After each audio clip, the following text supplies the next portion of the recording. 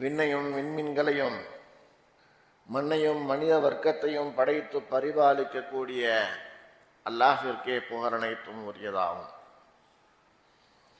அல்லாஹ்வுடைய கடமையை இந்த வேலையிலே நிறைவேற்ற வந்திருக்கக்கூடிய நம் அனைவரின் மீதும் அல்லாஹ்வுடைய சாந்தியும் சமாதானமும் என்றென்றும் நிலவட்டுமாக என்றவனாக எனது உரையை ஆரம்பம் செய்கிறேன். அன்பானவர்களே, அபூ ஸஈதுல் குத்ரி ரலியல்லாஹு தஆலா அன்ஹு அவர்கள் அறிவிக்கிறார்கள், ஒரு நாள் அல்லாஹ்வினுடைய தூதர் ஸல்லல்லாஹு அலைஹி வஸல்லம் அவர்கள் பள்ளிவாசலுக்குள் நுழைந்தார்கள்.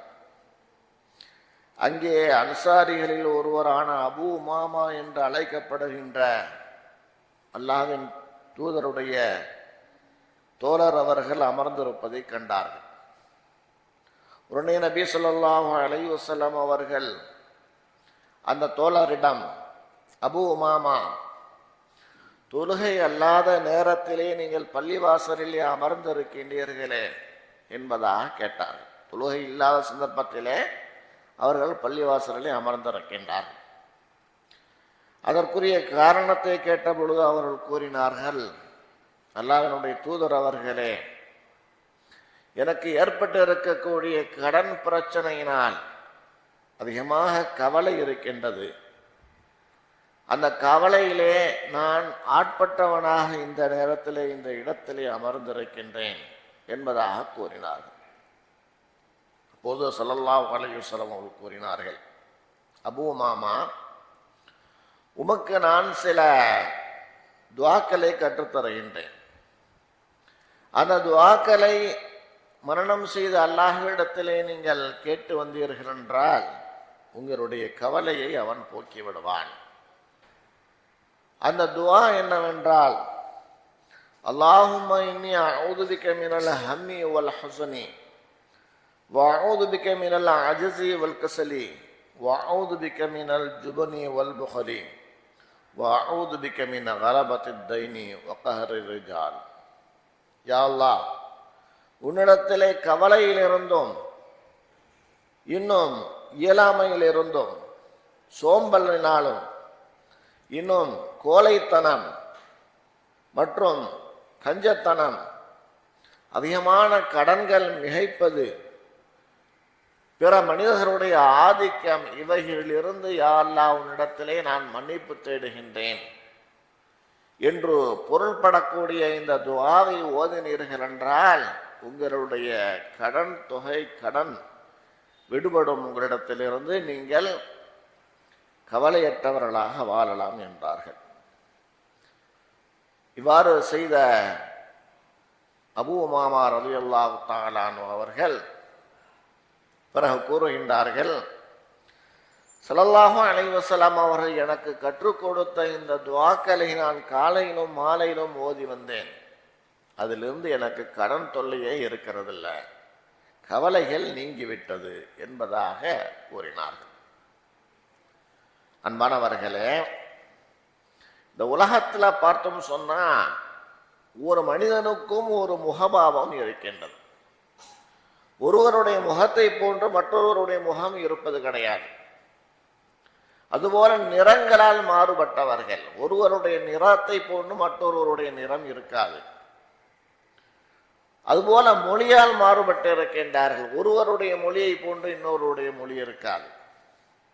இது அல்லாஹ் தனது திருமறையிலே கூறுகிறான், வக்திலாஃபு அல்சினத்திக்கும் அல்வானிக்கும், உங்களுடைய நிறங்களும் உங்களுடைய பாஷைகளும் மாறுபட்டு இருப்பது அல்லாஹ்வுடைய ஒரு அத்தாட்சிகளிலே இருக்கின்றது என்பதாக குறிப்பிடுகின்றான். எப்படி இவைகளெல்லாம் நமக்கு மாறுபட்டு இருக்கின்றதோ அதுபோல நமது எண்ணங்களும் நம்முடைய உணர்வுகளும் மாறுபட்டு இருக்கின்றது. மனிதனுடைய உணர்வுகளிலே சில நேர்மையான நேர்மறை உணர்வுகளும் இருக்கின்றது, சில எதிர்மறை உணர்வுகளும் இருக்கின்றது. நேர்மறை உணர்வுகள் என்பது பாசிட்டிவ் எமோஷன்ஸ். இவைகள் மனிதனுக்கு நல்ல வாழ்வையும் ஊக்கத்தையும் தருகின்றது. பாசிட்டிவ் எமோஷன்ஸ் சொன்னா என்ன? ஒரு மனிதனுடைய உள்ளத்தில் இருக்கக்கூடிய அன்பு, கருணை, நம்பிக்கை, நன்றி, ஆர்வம், இவைகளெல்லாம் பாசிட்டிவ் எமோஷன்ஸ். இந்த உணர்வுகளும் மனிதனுக்குள் ஒரு மனிதனுக்கும் இன்னொரு மனிதனுக்கும் மத்தியிலே வேறுபட்டு இருக்கின்றது. அதுபோல எதிர்மறை உணர்வுகளும் மனிதனுக்கு இருக்கின்றது, நெகட்டிவ் எமோஷன்ஸ். இவைகள் ஒரு மனிதனுக்கு மன அழுத்தத்தை ஏற்படுத்துகின்றது. இந்த நெகட்டிவ் எமோஷன்ஸ் என்று சொன்னால் மனிதனுடைய உள்ளத்தில் இருக்கக்கூடிய பொறாமை, மனிதனுடைய உள்ளத்தில் குற்ற உணர்வு, வெட்கப்படக்கூடிய தன்மை, கவலைப்படக்கூடிய தன்மை, ஏமாற்றம், இவைகளெல்லாம் நெகட்டிவ் எமோஷன்ஸ். இவைகள் ஒரு மனிதனுக்கு மன அழுத்தத்தை ஏற்படுத்துகின்றது.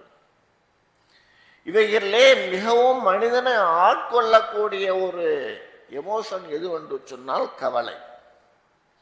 கவலை என்று சொன்னால் என்ன? இன்னைக்கு அதிகமான மனிதர்களுக்கு ஏற்பட்டு இருக்கக்கூடியது கவலை என்கின்ற நெகட்டிவ் எமோஷன்ஸ். இந்த கவலை என்று சொன்னால் என்ன? அந்த கவலையிலிருந்து விடுபடுவதற்குண்டான வழி என்ன என்பதை நாம் சற்று சிந்தித்து பார்க்க வேண்டும். ஒரு மனிதர் தான் விரும்புகின்ற ஒன்றை இழக்கின்ற பொழுது, நாம் விரும்புகின்ற ஒன்றை நாம் இழந்து விடுகின்றோம். அல்லது நமக்கு விருப்பமான ஒன்றை பெற முடியாத போது, ஒன்றை விரும்புகின்றோம், அதை பெற முடியவில்லை என்றால், அல்லது ஒரு மனிதனுடைய உள்ளத்திலே பதட்டம் ஏதாவது நடக்கின்ற பொழுது, ஒரு மனிதனை துன்புறுத்துகின்ற ஒரு உளவியல் ரீதியான வழிதான் கவலை என்பது. இந்த கவலை இல்லாத மனிதர்களே கிடையாது. இந்த கவலை என்பது ஏன் ஏற்படுகின்றது? இந்த கவலையினுடைய காரணங்கள் என்ன என்பதை அல் குர்ஆனும் ஹதீஸும் நமக்கு தெள்ளத் தெளிவாக குறிப்பிட்டு காட்டுகின்றது. ஒரு மனிதனுக்கு கவலைகள் கம்மியாக இருக்க வேண்டும், கவலைகள் ஏற்படக்கூடாது என்றால் அந்த மனிதனும் தன்னுடைய உள்ளத்திலே இருக்கக்கூடிய ஈமானையும் நேர்வழி ஹிதாயத்தையும் அதிகப்படுத்திக் கொள்ள வேண்டும். ஈமான் முழுமை விட்டவராக ஒரு மனிதர் இருக்கின்றார் என்றால் அவருக்கு கவலை கம்மியாகிவிடும். ஹிதாயத் என்று சொல்லப்படக்கூடிய நேர்வழி, அந்த நேர்வழியிலே ஒரு மனிதர் இருக்கின்றார் என்றால் அவருக்கு கவலை கம்மியாகிவிடும். இது நம்மளுடைய கண்டுபிடிப்பு அல்ல, அல்லாஹ் தனது திருமறையிலே கூறக்கூடிய ஒன்று. சூரத்துல் அன்ஆமிலே 125வது வசனத்திலே அல்லாஹ் கூறுகின்றான், فَمَنْ يُرِدِ اللَّهُ أَنْ يَهْدِيَهُ يَشْرَحْ صَدْرَهُ لِلْإِسْلَامِ. யாருக்கு அல்லாஹ் நேர்வழி காட்ட ஆரம்பிக்கின்றானோ, நேர்வழி காட்டுகின்றானோ, அவருடைய உள்ளத்தை இஸ்லாத்திற்காக வேண்டி விரிவுபடுத்துகின்றான். ஒரு ஆளுக்கு நேர்வழி கிடைச்சிருச்சு அப்படின்னு சொன்னா உள்ள விஸ்தீரணம் கிடைக்கின்றது, உள்ள விசாலம் என்பது கிடைக்கின்றது, உள்ளம் ஹாப்பியாக இருக்கும், கவலை இருக்காது. அதே சந்தர்ப்பத்தில் ஒமை யுரித ஐயுலில்லஹு, அல்லாஹ் யாருக்காவது நேர்வழி காட்டக்கூடாது என்று நினைத்து விட்டார் என்றால் யஜ்அல் ஸத்ரஹு லையகன், அவருடைய உள்ளத்தை எப்படி ஆக்கிறான்? இறுகியதாக ஆக்கி விடுகின்றான், கடினமானதாக ஆக்குகின்றான், கவலையுடையதாக ஆக்குகின்றான். எது போல தெரியுமா?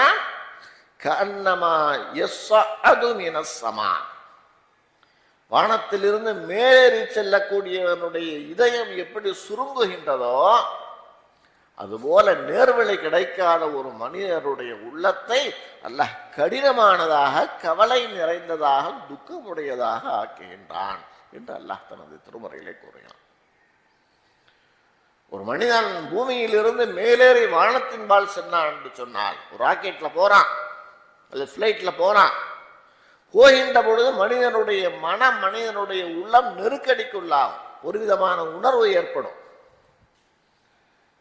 இந்த இறைவசனத்தை வைத்துதான் கண்டுபிடித்தார்கள், ஒரு மனிதன் பூமியிலிருந்து மேலேறி சென்றார் என்றால் அவனுடைய உள்ளம் இறுகுகின்றது, கடினமாகின்றது, ஒரு விதமான இனம் புரியாத ஒரு உணர்வு ஏற்படுகின்றது என்று கண்டுபிடித்திருக்கின்றார்கள். அப்ப நேர்வழி ஒரு மனிதனுக்கு கிடைக்கவில்லை என்றால் உள்ளம் கடினமாகின்றது. நேர்வழி கிடைக்காதவர்களுக்கு எப்பொழுதுமே என்ன செய்யும்? கவலை இருந்து கொண்டே இருக்கும். ஈமான் இல்லாதவர்களுக்கு என்ன இருந்துகிட்டு இருக்கும்? கவலை என்பது இருந்து கொண்டே இருக்கும். ஈமான் என்பது இருந்தது என்று சொன்னால், ஹிதாயத் என்பது இருந்தது என்று சொன்னால் அவருக்கு கவலை இருக்காது, துக்கம் என்பது இருக்காது. இப்ப கவலையை விட்டும் நீக்குவதற்குண்டான காரணம், நாம் நமது உள்ளத்திலே ஈமானை வளர்த்து கொள்ள வேண்டும், இன்னும் ஹிதாயத்தை வளர்த்து கொள்ள வேண்டும். ஈமான் இல்லாத மனிதனுக்கு, நேர்வழி இல்லாத மனிதனுக்கு கவலை இருக்கும். சரி, வேற யாருக்கு கவலை வரும்? ஒரு மனிதன் தனக்கு பிரியமான ஒன்றதை இழக்கின்ற பொழுது கவலை ஏற்படும். நமக்கு பிரியமானவர்கள் மனிதர்களும் இருக்கின்றார்கள், பொருள்களும் இருக்கின்றது. மனிதன் எத்தனையோ விதமான பொருள்களை நேசிக்கின்றான். வீட்டை நேசிக்கின்றான், தன்னுடைய வாகனத்தை நேசிக்கின்றான், தன்னுடைய பிரியமான காரை நேசிக்கின்றான். இப்படியாக பார்த்தோம் என்றால் எத்தனையோ விதமான விஷயங்களை, பொருள்களை அல்லாஹ் நேசிக்கின்றான். சில பேருக்கு பார்த்தோம்னு சொன்னா தான் குடியிருந்த பூர்வீக வீடு, அதன் மீது ஒரு விதமான நேசம் இருக்கும். சில மனிதர்களை நேசிக்கின்றான். தாயை மனிதன் நேசிக்கின்றான், தந்தையை நேசிக்கின்றான், பிள்ளைகளை நேசிக்கின்றான், சகோதர சகோதரிகளை நேசிக்கின்றான். இப்படியாக பார்த்தோம் என்றால் நமக்கு நேசமான ஒரு பொருளையோ அல்லது நமக்கு நேசமான ஒரு மனிதரையோ இழக்கின்ற பொழுது கவலைங்கிறது வரும். மனைவி மௌத்தாயிட்டாங்க, நம்முடைய பெற்றோர்கள் மரணித்து விட்டார்கள், பிள்ளைகள் மரணித்து விட்டார்கள், நாம் சேர்த்து வச்சிருந்த காசு, பிரியத்திற்குரிய பணம் தொலைஞ்சு போச்சு, அல்லது காரு, பிரியமான காரு விற்கக்கூடிய ஒரு சூழ்நிலை ஏற்பட்டு போச்சு, நாம் குடியிருந்த வீடு, அந்த வீடை விற்கிறக்கு உண்டான நிலைமை ஏற்பட்டுருச்சு. இப்படி நமக்கு பிரியமான ஒன்றை இழக்கின்ற பொழுது ஒரு மனிதனுக்கு கவலை என்பது ஏற்படும். இது எல்லாத்துக்கும் ஏற்படக்கூடியது, நபிமார்களுக்கு கூட ஏற்பட்டிருக்கு. யாக்கூப் அலைஹிஸ்ஸலாத்து வஸ்ஸலாம் அவர்களுக்கு 11 பிள்ளைகள். அந்த பிள்ளையில யூசுப் அலைஹிஸ்ஸலாத்து வஸ்ஸலாம் அவர்களுக்கு மட்டும் அதிகமான பிரியமுடையவர்களாக இருந்தார்கள். ஏன் அப்படின்னு சொன்னா, யூசுப் அலைஹிஸ்ஸலாத்து வஸ்ஸலாம் அவர்கள் கண்ட ஒரு கனவை வைத்து நமக்கு வாரிசாக அவர்களும் நபியாக அனுப்பப்பட போகின்றார்கள் என்பதை அறிந்து யூசுப் அலைஹிஸ்ஸலாம் அவர்கள் மீது அதிகமான பிரியமுள்ளவர்களாக இருந்தார்கள். இது மற்ற சகோதரர்களுக்கு ஒரு பொறாமையை ஏற்படுத்தியது. நம்ம 11 பேர் இருக்கிறோம், சின்ன பையனா இருக்கக்கூடிய யூசுஃபின் மீது நம்மளுடைய தந்தை யாக்கூப் அவர்கள் பிரியப்படுறாங்க, நம்மின் மீது அந்த பிரியம் இல்லையே, என்ன செய்யறது என்று கலந்து ஆலோசிக்கின்றார்கள். அதுல ஒருத்தர் சொல்றாரு, அவளை கொன்றுலாம், மரணித்து விட்டார் என்றால் தந்தையுடைய பிரியம் நம்ம எல்லாத்து மேலும் வந்துடும் அப்படிங்கிற. அதை சிலர்கள் அப்ஜெக்ஷன் பண்ணாங்க, வேணாம், அப்படி செய்ய வேணாம். இன்னொரு யோசனை சொல்றாரு ஒருவர், இவரை போய் என்ன செய்வோம், பால் நஞ்ச கிணத்துல தூக்கி போட்டுருவோம். வழிப்போக்கர்கள் தண்ணி எடுக்க போனாங்கன்னு சொன்னா அந்த கிணத்தை பார்க்கின்ற பொழுது அவர் இருப்பதை பார்த்து அவரை கூட்டிட்டு போயிடுவாங்க, எங்கிட்டாச்சும் கண்ணுங்கனாத இடத்துக்கு போயிடுவார், அப்படி செய்வோம் அப்படின்னாங்க. சரி, மற்ற சகோதரர்கள் உடன்பட்டார்கள். அவ்வாறு என்ன செய்யறாங்க, தூக்கி போடுவதற்காக வேண்டி தந்தையிட்ட அனுமதி கேட்கிறாங்க.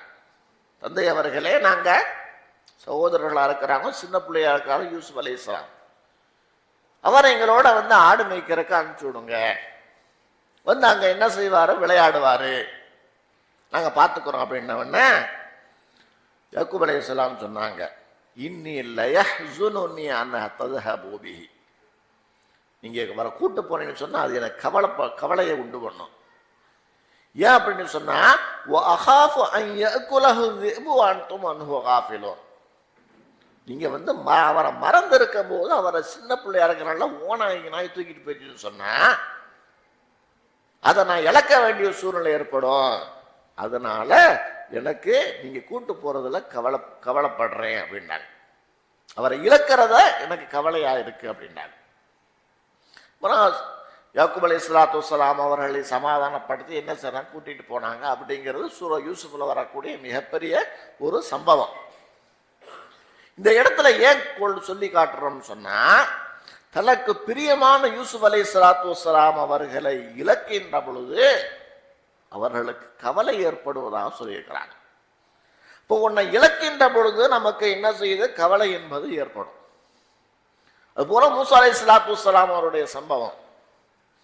மூசா அலைஹிஸ்ஸலாத்து வஸ்ஸலாம் அவர்கள் பிறக்கின்ற அந்த சந்தர்ப்பத்திலே ஃபிரௌன் என்கின்ற ஒரு கொடியவன் பிறக்கின்ற குழந்தையில், ஆண் குழந்தையில் பூரா கொண்டுகிட்டு இருக்கான். ஏன் அப்படின்னு சொன்னா, ஒருவர் உன்னுடைய ஆட்சிக்கு உலை வைக்கக்கூடிய, உன்னை ஆட்சியிலிருந்து வீழ்த்தக்கூடிய ஒரு குழந்தை பிறக்க போகுது என்று ஒரு குறிகாரன் சொன்ன காரணத்தினால் ஆண் குழந்தையில பூரா கொண்டுகிட்டு இருக்கான். மூசா அலைஹிஸ்ஸலாத்து வஸ்ஸலாம் அவர்களை அல்லாஹ் பிறக்க செய்கின்றான். அவருடைய தாய் அவர்கள் ஒரு இடத்துல, தனியான இடத்துல இருந்து அவர்களை பெற்றெடுக்கின்றார்கள். பெற்றெடுத்த பொழுது கவலைப்படுகின்றார்கள், இதை கண்டுட்டு இந்த குழந்தையும் கொன்றுவாங்களோ என்று அந்த தாய் அவர்கள் கவலைப்படுகின்றார்கள். அல்லாஹ் சொன்னா, கவலைப்படாதீங்க, ஒன்றையே நாம திரும்ப கொண்டு வருவோம். அவரை இழந்து விடுவோம் என்று நீங்கள் பயந்தீர்கள் என்றால் அவர்களை ஒரு பெட்டியில வச்சு நைல் நதியில போட்டுருங்க, திரும்பவும் நாம் உம்மிடமே அவர்களை கொண்டு வருவோம். அல்லாஹ் அவர்களுக்கு வஹி மூலமாக அறிவித்தார். இப்ப இந்த இடத்துல நாம் பார்க்க வேண்டியது என்னன்னு சொன்னா, தன்னுடைய மகன் அவரை இழக்கின்ற ஒரு நிலை வருகின்ற பொழுது அந்த தாய் கவலை அடைந்தார்கள் என்று அல்லாஹ் குறிப்பிடுகின்றான். பிரியமான ஒருவரை, ஒரு பொருளை நாம் இழக்கின்ற பொழுது நமக்கு என்ன ஏற்படும்? கவலை என்பது ஏற்படும்.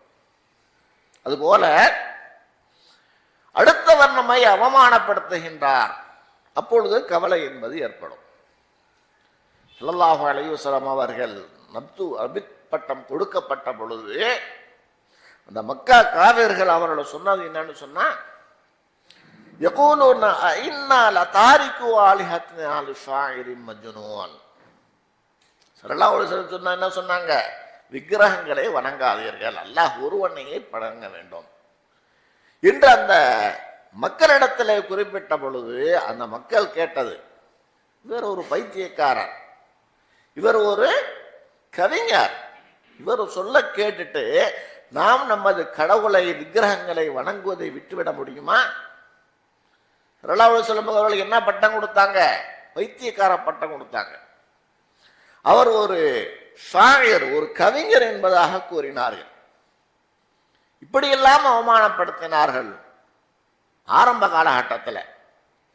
இதை குறித்து அல்லாஹ் தஆலா சொல்லி காட்டுறான், கத் நஅலமு இன்னஹு லயஹ்ஸுனுக அல்லதி யகூலூன். நபி அவர்களே, இந்த மனிதர்கள் உங்களை பைத்தியக்காரன் என்று கூறுகின்றார்கள், சூனியக்காரர் என்று கூறுகின்றார்கள், இவர் ஒரு கவிஞர் என்பதாக கூறுகின்றார்கள்.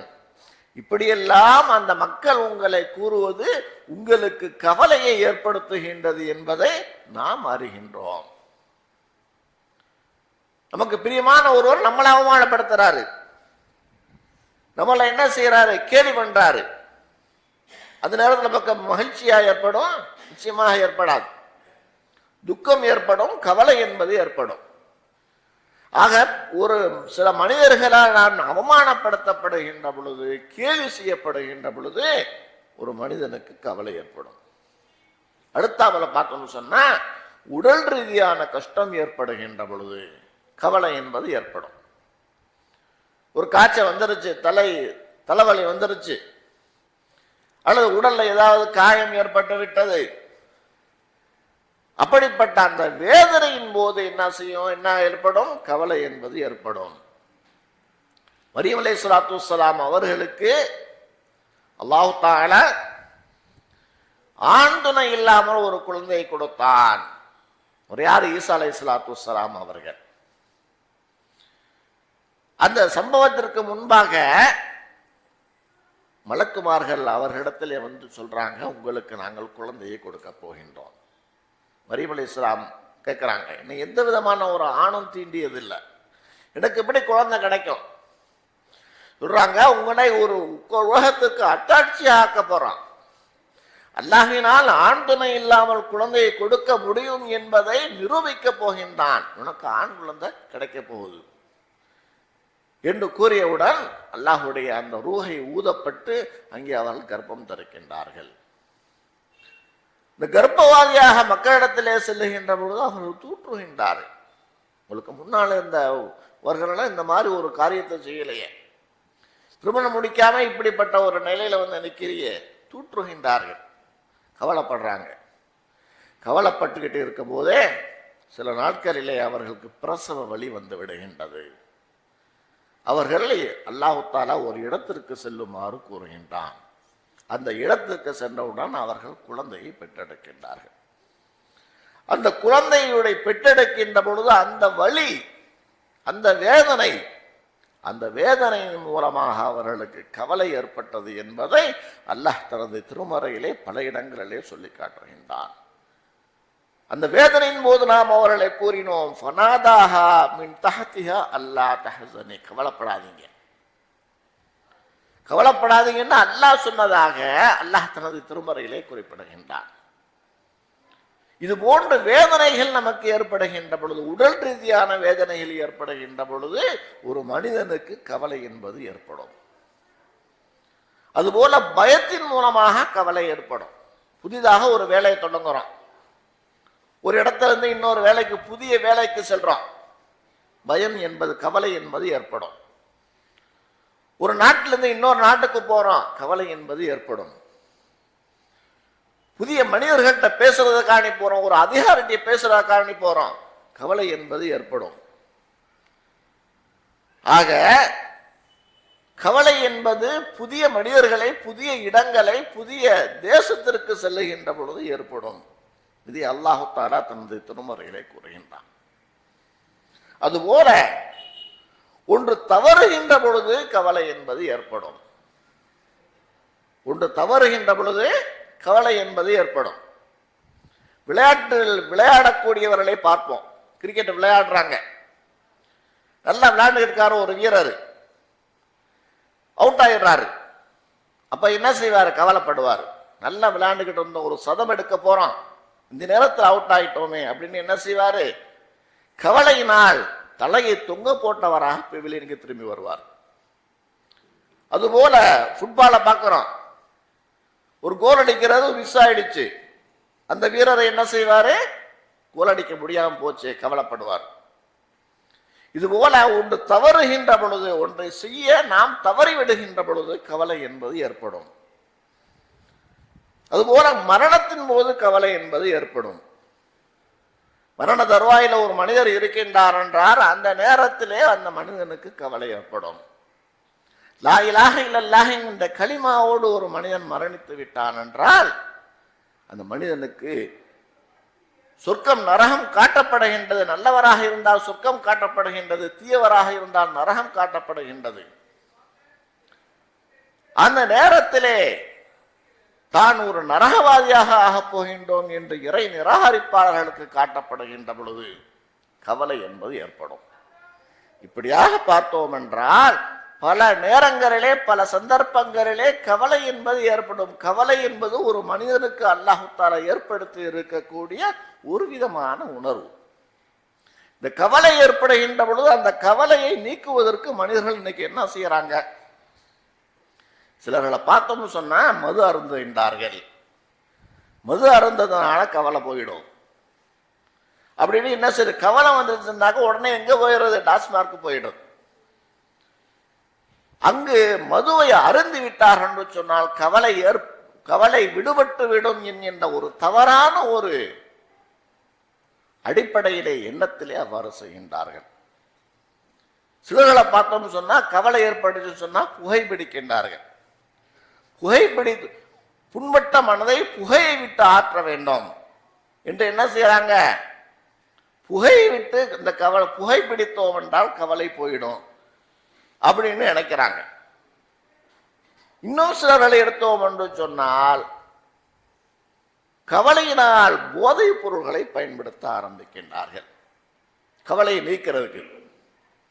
இவைகளெல்லாம் ஒரு மனிதனுடைய பணத்தை விரயம் செய்வதற்குண்டான வழியாகும். ஒரு மனிதனுடைய மூளையை மழுங்க செய்துவிடும்.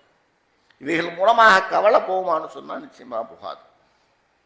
இன்னும் சிலர்களை பார்த்தோம் சொன்னா கவலையை போக்குவதற்கு தனிமையிலே முடங்கி விடுகின்றார்கள். தனிமையில என்ன செய்யறது? துக்கப்படுறது. பலர்களுக்கு முன்னால என்ன செய்யறதுல தன்னுடைய தலையை காட்டுவது கிடையாது. ஓரமா ஒரு மூலையில் உட்கார்ந்து என்ன செய்யறது? சிந்திச்சுக்கிட்டே இருக்கிறது. இப்படி பார்த்தோம் சொன்னா சிலர்கள் கவலையை போக்குவதற்கு தனிமையை தேர்ந்தெடுத்துக்கின்றார்கள். இன்னும் சிலர்ல பார்த்தோம்னு சொன்னா கவலையை போக்குறதுக்கு சமூக வலைத்தளங்களிலே மூழ்கி விடுகின்றார்கள். இன்னைக்கு இருக்கக்கூடிய மிகப்பெரிய ஒரு பொழுதுபோக்கு என்னவாக இருக்கின்றது என்று சொன்னால் வலைத்தளம். ஃபேஸ்புக்குள்ள, இன்ஸ்டாகிராம்ல, வாட்ஸ்அப்புக்குள்ள நுழைஞ்சிட்டான்னு சொன்னா அவர்களுக்கு நேரம் போறதே தெரிய மாட்டேங்குது. ஆக கவலைப்படுகின்ற பொழுது இவ்வாறு வலைத்தளங்களிலே மூழ்கி விட்டோம் என்றால் கவலை போயிடும் அப்படின்னு தவறான ஒரு நினைப்பில் இருக்கின்றார்கள். சிலர்கள் என்ன செய்கின்றார்கள்? கவலையை, பிரச்சனையை எதிர்கொள்ளாமல் தவிர்த்து விடுகின்றார்கள். கம்முண்டபடி விட்டுறது, அதான் சரியா வந்தோம் அப்படின்னு.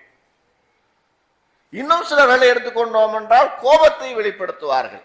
கவலை வந்து சொன்னா அடுத்தவர் மீது கோபத்தை கொட்டுவாங்க. அது மனைவியா இருக்கட்டும், பெற்றோராக இருக்கட்டும், பிள்ளையா இருக்கட்டும், உறவினர்களாக இருக்கட்டும், அவர்களிடத்திலே தன்னுடைய கோபத்தை காட்டி அந்த கவலையை போக்கி விட வேண்டும் என்று நினைக்கின்றால் இப்படிப்பட்ட இந்த செய்கைகளின் மூலமாக ஒரு மனிதனுடைய கவலை நீங்குமா என்று சொன்னால் நிச்சயமாக நீங்காது. கவலையை போக்குறதுக்கு என்ன வழி? நான் ஏற்கனவே ஒரு ஹதீஸை சொல்லி காட்டினேன். அபூ உமாமா ரலியல்லாஹு தஆலா அன்ஹு அவர்கள் கவலையிலே மூழ்கி இருந்த பொழுது அவர்களுக்கு ஸல்லல்லாஹு அலைஹி வஸல்லம் அவர்கள் கற்றுக் கொடுத்திருக்கக்கூடிய ஒரு துஆ, அல்லாஹும்ம இன்னி அஊது பிக மினல் ஹம்மி வல் ஹுஸனி வ அஊது பிக மினல் அஜ்ஸி வல் கஸலி வ அஊது பிக மினல் ஜுபனி வல் புഖலி வ அஊது பிக மின் கலபத்தித் தைனி வ கஹரி ரிஜால். இந்த துஆவை ஒரு மனிதன் காலையிலும் மாலையிலும் ஓதி வருகின்ற பொழுது ஒரு மனிதனுடைய கடன் தொல்லையில் இருந்தும், சோம்பரில் இருந்தும், கஞ்சத்தனத்தில் இருந்தும், கவலையில் இருந்தும் அவன் விடுபடலாம். ஸல்லல்லாஹு அலைஹி வஸல்லம் அவர்கள் கற்றுக் கொடுத்த அந்த துஆவை காலையிலும் மாலையிலும் ஓதி வந்த அபூ உமாமா ரலியல்லாஹு தஆலா அன்ஹு அவர்களுக்கு கவலையே ஏற்பட்டது கிடையாது, அதுபோல கடனும் ஏற்பட்டது கிடையாது என்பதாக சொல்லி காட்ட இருக்கின்றார்கள். என்றால் இப்படிப்பட்ட இந்த துஆக்களின் மூலமாக நாம் நமது கவலையும் நமது கடன்களையும் விட்டும் நாம் நீங்கலாம். அது மட்டுமல்ல, இன்னும் அல்லாஹ் தஆலா தனது திருமறையிலே கவலையிலிருந்து ஒரு மனிதன் விடுபடுவதற்குண்டான பல சொல்யூஷன்களை அல்லாஹ் தனது திருமறையிலே குறிப்பிட்டு காட்டுகின்றான். சூரா பக்ராவில் 28வது வசனம். இந்த 28வது வசனத்தில் அல்லாஹ் என்ன சொல்லுகின்றான் என்றால், அல்லாஹ்வுடைய நம்பிக்கையை ஒரு மனிதன் வலுப்படுத்துகின்ற பொழுது கவலை என்பது குறைந்துவிடும். கவலைக்கெல்லாம் மூல காரணம் என்ன? இறை நிராகரிப்போ இன்னும் நேர்வழியை விட்டு பிறழ்வது.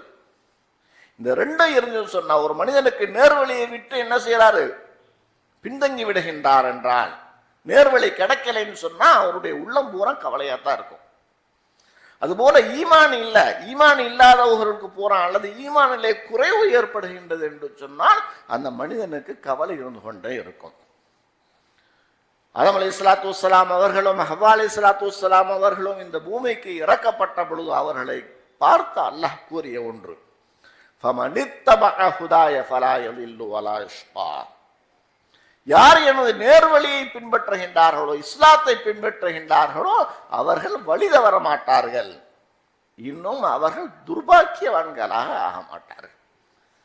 நேர்வழியை, இஸ்லாத்தை சரிவர கடைபிடித்தோம் என்றால், இஸ்லாம் என்ன சொல்லுகின்றதோ அதை நமது வாழ்க்கை நெறியாக கடைபிடித்து அனைத்து இஸ்லாமிய கட்டளைகளையும் நாம் ஏற்றோம் என்று சொன்னால் நமது உள்ளத்திற்கு ஒரு நேர்வழி காட்டுதல் என்பது ஏற்பட்டு விடுகின்றது அல்லாஹ்வுடைய புறத்தில் இருந்து. அந்த மனிதனுடைய உள்ளத்திலே கவலை என்பது இருக்காது. ஆக கவலையிலிருந்து விடுபடுவதற்குண்டான முதல் காரணம் அல்லாஹ்வுடைய நம்பிக்கை, ஈமானை வலுப்படுத்திக் கொள்ள வேண்டும். அல்லாஹ்வை பற்றி உண்டான நம்பிக்கை, மலக்குமார்களை பற்றி உண்டான நம்பிக்கை, வேதத்தை பற்றி உண்டான நம்பிக்கை, மறுலகத்தை பற்றி உண்டான நம்பிக்கை, விதியை பற்றி உண்டான நம்பிக்கை, இப்படி அனைத்து நம்பிக்கைகளையும் நாம் நமது உள்ளத்திலே வலுப்படுத்துகின்ற பொழுது ஒரு மனிதன் கவலையிலிருந்து விடுபடலாம். அடுத்து இரண்டாவதாக மறுமையை பற்றி உண்டான நம்பிக்கை. உலகம் என்பது ஒரு மனிதனுக்கு நிரந்தரமானது அல்ல. பிறந்தவர்கள் ஒருவரும் ஒரு நாள் மரணித்தே ஆக வேண்டும். இந்த உலகத்தில் நாம் வாழப்போகின்றது 60-70 ஆண்டு காலங்கள். ஸல்லல்லாஹு அலைஹி வஸல்லம் அவர்கள் கூறினார்கள், எனது உம்மத்தினருடைய ஆயுட்காலம் 60க்கும் 70க்கும் இடைப்பட்டது. இந்த உலகத்திலே நாம் வாழுகின்ற பொழுது நமக்கு பிரச்சனைகள், சிக்கல்கள், சிரமங்கள் ஏற்பட்டு விட்டது என்று சொன்னால், மறுமை பற்றி உண்டான நம்பிக்கையை தன்னுடைய உள்ளத்திலே வலுப்படுத்தி இருப்பவர் அவர் என்ன நினைப்பாரு? வாழ போறது கொஞ்ச காலம், இந்த உலகம் நமக்கு பெரியது அல்ல, மறுஉலகம் தான் நமக்கு பெரியது.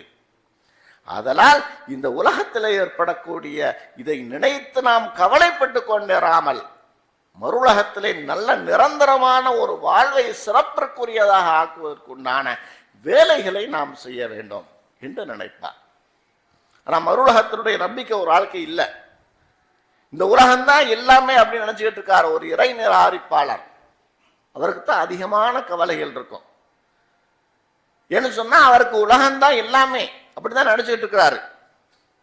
மறு உலக நம்பிக்கை உள்ளவாறு இந்த உலகத்தை பெரியதாக கவனிக்க மாட்டான். மறு உலகத்தின் மீது உண்டான நம்பிக்கையை நாம் வலுப்படுத்தினோம் என்று சொன்னால் நம்மளுடைய கவலைகள் பெரியதாக தெரியாது. அதுக்கு அடுத்து பார்த்தோம் சொன்னா இறையச்சம், தக்வா. தக்வா என்பது ஒரு மனிதனுடைய உள்ளத்திலே இருக்க வேண்டும். அல்லாஹு தஆலா தனது திருமறையிலே கூறுகிறான், ஃபலா தக்ஷவுன் நாஸ வக்ஷௌனி. மனிதர்களுக்கு நீங்கள் பயப்படாதீர்கள், உலகத்திற்கு நீங்கள் பயப்படாதீர்கள், நீங்கள் என்னை பயப்பட வேண்டும். இறையச்சத்தின் மூலமாக ஒரு மனிதன் பல நலன்களை பெற முடியும். இறையச்சம் தான் ஒரு மனிதனுடைய உள்ளத்திற்கு உண்டான மூலாதாரம். அந்த இறையச்சம் ஒரு மனிதனுடைய உள்ளத்திலே இருந்தது என்று சொன்னால் அந்த மனிதனுடைய உள்ளத்திலே கவலை என்பது இருக்காது. அல்லாஹ் தஆலா தனது திருமறையிலே கூறுகிறான், ஃபமனித்தகா வஅஸ்லஹ. யார் இறைவனை பயந்து கொண்டவராக இருக்கின்றாரோ, முத்தகீராக இருக்கின்றாரோ, அல்லாஹ்வை பயந்து நடக்கின்றாரோ, அவர் வஅஸ்லஹ தன்னுடைய வாழ்வை சரி செய்து கொண்டவர், அல்லாஹ்வும் அல்லாஹ்வுடைய தூதரும் காட்டிய வழியிலே நடக்கக்கூடியவர், ஃபலா ஹௌஃபுன் அலைஹிம் வலா ஹும் யஹ்ஸனூன். அவர்கள் எது குறித்தும் அவர்கள் பயப்பட தேவையில்லை, எது குறித்தும் அவர்கள் கவலைப்பட தேவையில்லை. ஏனென்றால் அவருடைய உள்ளத்திலே மிகச்சிறந்த ஆகச்சிறந்த ஒன்று இருக்கின்றது, அதுதான் இறையச்சம். அந்த இறையச்சத்தின் மூலமாக அவர் உலகிலே, உலக வாழ்வையிலே அவர் பெறக்கூடிய நலன்கள் கொஞ்ச நஞ்சமல்ல. இறையச்சத்தின் மூலமாக ஒரு மனிதன் கல்வியை பெறலாம், இறையச்சத்தின் மூலமாக ஒரு மனிதனுடைய காரியங்கள் லேசாகின்றது, இறையச்சத்தின் மூலமாக ஒரு மனிதன் வாழ்வாதாரத்தை பெறலாம், இறையச்சத்தின் மூலமாக ஒரு மனிதன் தான் நினைக்கக்கூடிய அனைத்தையும் பெற வேண்டும் முடியும் என்பதை அல்லாஹ் தனது திருமறையிலே பல இடங்களிலே சொல்லி காட்டுகின்றான். அன்பிற்கினியவர்களே, கவலை மனிதனுக்கு ஏற்படுகின்ற பொழுது அந்த கவலையிலிருந்து விடுபடுவதற்கு அல்லாஹும் அல்லாஹுடைய தூதரும் என்ன சொல்யூஷன்களை சொல்லி காட்ட இருக்கின்றார்களோ, என்ன நிவாரணங்களை சொல்லி காட்ட இருக்கின்றார்களோ, அவைகளை பின்பற்ற நடக்கின்ற பொழுது அந்த கவலைகள் நம்மளுடைய உள்ளத்தில் இருக்காது என்பதை நாம் புரிந்து கொள்ள வேண்டும். எல்லாம் வல்ல அல்லாஹு தஆலா நாம் அனைவரையும் நம்மளுடைய உள்ளத்தில் இருக்கக்கூடிய கவலைகள், துக்கங்கள், இவைகளை எல்லாம் நீக்கி நல்ல ஒரு சாலிஹான, நல்லதொரு அல்லாஹுக்கும் அல்லாஹுடைய தூதருக்கும் கற்றுப்படக்கூடிய ஒரு நன்மக்களாக நாம் வாழ்வதற்கு வழி செய்ய வேண்டும் என்கின்ற ஒரு பிரார்த்தனையோடு எனது முதல் உரையை நிறைவு செய்கின்றேன். வாஹு தாவானா அல்ஹம்துலில்லாஹி ரப்பில் ஆலமீன்.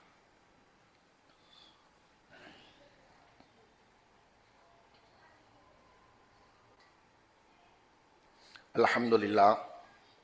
கண்ணியத்திற்குரிய அல்லாஹ் நடிகார்களே, கவலை என்பது ஒரு மனிதனுடைய உள்ளத்திலும் இருக்கக்கூடிய ஒன்று. கவலை இல்லாத மனிதர்கள் இவ்வுலகத்தில் யாருமே கிடையாது. மனிதனுடைய உணர்வோடு கலந்து விட்டதுதான் கவலை என்பது. அப்படிப்பட்ட கவலைகள் நமக்கு ஏற்படும். அப்படி ஏற்படுகின்ற பொழுது அந்த கவலையை நீக்குவதற்குண்டான வழிவகைகள் என்ன என்பதை அல்லாஹ்வும் அல்லாஹ்வுடைய தூதரும் சொல்லி காட்ட இருக்கின்றார். கவலையை நீக்குவதற்குரிய தாரக மந்திரமாக அல்லாஹ் தனது திருமறையிலே குறிப்பிட்டிருக்கக்கூடிய சில செய்திகளை நாம் பார்த்தோம். அந்த அடிப்படையில ஒரு மனிதன் பிற மனிதனுக்கு நல்லது செய்கின்றார் என்றால் அப்பொழுது அந்த மனிதனுடைய உள்ளத்திலே இருக்கக்கூடிய கவலை குறைய ஆரம்பிக்கின்றது, அது முழுவதுமாக நீங்கி விடுகின்றது என்பதை அல்லாஹ் தனது திருமறையிலே சூரா பக்கராவிலே சொல்லி காட்டுகின்றான். பலா மன் அஸ்லம வஜ்ஹஹு லில்லாஹி வஹுவ முஹ்ஸினுன். பிற மனிதர்களுக்கு நல்லது செய்யும் முகமாக ஒரு மனிதன் அல்லாஹ்விற்கு பணிந்தான் என்றால், அல்லாஹ் யார் யாருக்கெல்லாம் உபகாரம் செய்ய வேண்டும் என்று சொல்லுகின்றானோ அவர்களுக்கு உபகாரம் செய்தால் ஃபலஹு அஜ்ருஹு இன்த ரப்பிஹி, அந்த உபகாரத்தினுடைய கூலி அவருக்கு கிடைக்கும். என்ன கூலி? ஃபலா ஹௌஃபுன் அலைஹிம் வலா ஹும் யஹ்ஸனூன். உலகத்தில் அவர் கவலைப்பட தேவையில்லை, அவர் எதற்கும் பயப்பட தேவையில்லை. உதாரணமா நம்ம உலகத்திலே பார்க்கிறோம், ஒரு மனித தேவை என்று நம்ம இடத்திலே வருகின்ற பொழுது அவருக்கு ஏதாவது நம்மால் இயன்றதை ஒரு நல்ல வயிற்றை செய்தோம் என்றால் அவர் மகிழ்ச்சியோடு செல்றார். அந்த மகிழ்ச்சி அவருக்கு மட்டும் கிடைக்கிறது இல்லை, நமக்கும் கிடைக்கும். இன்னைக்கு ஒரு நல்லது செஞ்சிட்டோம் என்கின்ற ஒரு மன நிறைவு நமக்கு ஏற்படுகின்றது. அதோடு மட்டுமல்லாமல் அந்த உபகாரத்தின் மூலமாக ஒரு மனிதனுடைய கவலையை அல்லாஹ் போக்குகின்றான். அதுபோல அல்லாஹ்வுடைய நேசத்தை யார் பெறுகின்றார்களோ அவர்களுக்கு கவலை என்பது இராது. நேசத்தை பெற்றவர்களை அல்லாஹு தஆலா அவுலியா அல்லாக்கள் என்பதாக கூறுகின்றான். அல்லாஹ்வுடைய நேசர்கள் அவுலியா அல்லாக்கள் என்று சொன்னால் நாம் நினைக்கின்ற இந்த அவுலியாக்கள் அல்ல, கபூர்களாக கட்டி வைத்திருக்கின்றார்களே அந்த அவுலியாக்கள் அல்ல. நாமும் அவுலியாக்களாக ஆகலாம், நாமும் அல்லாஹ்வுடைய நேசர்களாக ஆக வேண்டும். அல்லாஹ்வுடைய நேசத்தை யார் யாரெல்லாம் பெறலாம், என்னென்ன செயல்களை செய்தோம் என்றால் அல்லாஹ்வுடைய நேசத்தை பெறலாம். ஈமான் உள்ளவர்கள் அல்லாஹ்வின் நேசத்தை பெறுவார்கள். பொறுமையாளர்களுடன் அல்லாஹ் இருக்கின்றான், உபகாரம் செய்பவர்களுடன் அல்லாஹ் இருக்கின்றான், இறைச்சமுடையவர்களோடு அல்லாஹ் இருக்கின்றான். இப்படி அல்லாஹ் நம்மோடு இருப்பதற்குண்டான காரணமாக அல்லாஹ் என்னென்ன தன்மைகளை சொல்லுகின்றானோ அந்த தன்மைகள் உடையவர்களாக நாம் இருந்தோம் என்றால் அல்லாஹ்வுடைய நேசம் கிடைக்கின்றது. அல்லாஹ்வுடைய நேசம் கிடைத்ததுன்னு சொன்னா அடுத்து என்ன? நமக்கு எந்த விதமான கவலையும் ஏற்படாது. அல்லாஹ் தனது திருமறையிலே குறிப்பிட்டு காட்டுகின்றான், அலா அறிந்து கொள்ளுங்கள், இன்ன அவுலியா அல்லாஹ், அல்லாஹ்வுடைய நேசர்கள், அல்லாஹ்வுடைய நேசத்தை பெற்றவர்கள் லா ஹௌஃபுன் அலைஹிம் வலா ஹும் யஹ்ஸனூன், அவர்களுக்கு எந்த விதமான பயமும் இருக்காது, இது குறித்தும் அவர்களுக்கு கவலைப்பட தேவையில்லை. அல்லாஹ்வுக்கு விருப்பமான ஒரு காரியத்தை நாம் செய்தோம் என்றால் அல்லாஹ் நம்மை விரும்புகின்றான். எப்பொழுது அல்லாஹ்வுடைய நேசம் நமக்கு கிடைக்கின்றதோ அப்பொழுது கவலை என்பது இராது. அதுபோல நாம் நமக்கு உலகத்திலே ஏற்படக்கூடிய அனைத்து பிரச்சனைகளையும் அல்லாஹ்விற்கு முன்னால் சமர்ப்பித்து விட வேண்டும். கவலையா? அது அல்லாஹ்ட்ட துஆவின் மூலமாக முறையிட வேண்டும். நமக்கு ஒன்று வேணுமா? அல்லாஹ்விடத்திலே அதை கேட்க வேண்டும். நமக்கு ஒன்று வேண்டாமா? அதை எனக்கு கொடுக்காது என்று அல்லாஹ்விடத்திலே அழுது துழுது அவனிடத்திலே முறையிட்டு விட்டோம் என்றால் நம்மளுடைய கவலை என்பது இருக்காது. இப்படித்தான் நபிமார்கள் எல்லாம் அல்லாஹ்விடத்தில் கேட்டு பெற்றிருக்கின்றார்கள். எனது அடியார் என்னை பற்றி நான் எங்கே இருக்கின்றேன் என்று கேட்டான் என்று சொன்னால் நான் மிகவும் அருகிலே இருக்கின்றேன் என்று கூறுங்கள். அல்லாஹ் தனது திருமறையிலே குறிப்பிட்டு காட்டுகின்றான். ஆக அன்பிற்கினியவர்களே, நாம் உலகத்திலே கவலையிலிருந்து விடுபடுவதற்குண்டான வழி என்னவென்றால் அந்த கவலையிலிருந்து அடுபடுவதற்குண்டான வழிகளை அல்லாஹ் எது எதுவாக கூறுகின்றானோ நான் மேலே வாசித்து காண்பித்த அனைத்து வசனங்களின் மூலமாகவும் கவலையிலிருந்து விடுபடுவதற்குண்டான வழிகளை அல்லாஹ் கூறுகின்றான். அப்படிப்பட்ட அந்த வழிகளின் மூலமாகத்தான் நாம் நமது கவலையிலிருந்து விடுபட வேண்டும். அப்படிப்பட்ட ஒரு நிலையை நாம் தேர்ந்தெடுத்து உலகத்திலே வாழ்ந்தோம் என்றால் நம்மளுடைய இவ்வுலக வாழ்வு சிறப்பானதாக இருக்கும், மறுவுலகத்திலே நாம் சூழம் செல்லக்கூடியவர்களாக ஆகலாம் என்பதிலே எந்த விதமான ஒரு சந்தேகமும் கிடையாது. எல்லாம் வல்ல அல்லாஹு தஆலா நம்மளுடைய இவ்வுலக வாழ்வையும் மறுவுலகத்தினுடைய வாழ்வையும் சிறப்பானதாக ஆக்கி ஈருலக வெற்றியாளர்களாக ஆக்கி அருள்புரிவானாக என்கின்ற பிரார்த்தனையோடு எனது உரையை நிறைவு செய்கின்றேன். வாஹு தாவானா அல்ஹம்துலில்லாஹி ரப்பில் ஆலமீன். அஸ்ஸலாமு அலைக்கும் வரஹ்மத்துல்லாஹி வபரகாத்துஹு.